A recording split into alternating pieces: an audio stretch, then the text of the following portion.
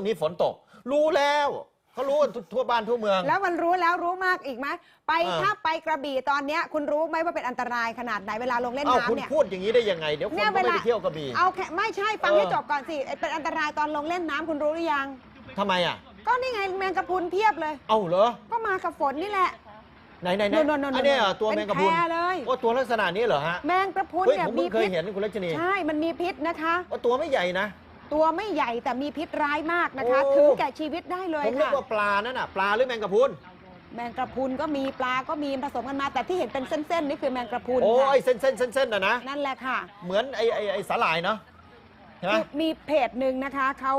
าไปถ่ายแล้วเขาก็เอามาลงเตือนนักท่องเที่ยวนะคะว่าแถวอ่าวลิงหรือว่ามังคีใช่ไหมมังคีบีชมั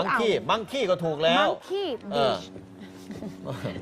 เนี่ยมังคีบีชนะอุทยานแห่งชาติหาดนพรัตน์ธาราหมู่เกาะพีแมงกะพรุนไฟเยอะมากเลยเขาเลยเตือนกันไว้นะคะอยากให้เจ้าหน้าที่เตือนนักท่องเที่ยวด้วยเพราะถ้าใครแพ้เขาจริงๆเนี่ยนะคะถึงขั้นเสียชีวิตได้เหมือนกัน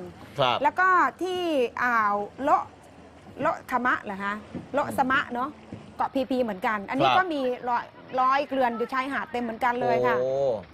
รวมไปถึงบริเวณพีดอนพีเลด้วยแล้วเขาเตือนว่าไงฮะช่วงนี้ห้ามลงก็ถ้าเห็นก็ห้ามลงห้ามไปสัมผัสกลัวไม่เห็นนะสิน่าจะเห็นนะเพราะมันลอยขึ้นมาแต่ถ้ามาหนาแน่นอย่างนี้ก็เห็นน่ะแต่ถ้ามาทีละตัวเนี่ยก็จะมองไม่เห็นเอานั่นน่ะสิแล้วเขาทำไมมันเยอะช่วงนี้เขาเตือนไหมก็ฝนมันมากับฝนนี่แหละมากับฝนแต่ปีนี้อาจจะเยอะมากกว่าทุกปีมันมาช่วงนี้ตลอดนะคะ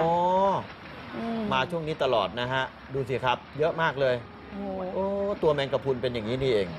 ไอ้ที่เขาเอามากินอะไรนะเวลานั้นอันนั้นมันไม่ใช่คนละอันคนละอย่างเหรอที่มายำนะยำแมงกะพรุนน่ะคนละอันคนละแบบเนาะอันนั้นแมงกะพรุนที่กินได้แต่อย่าถามเยอะ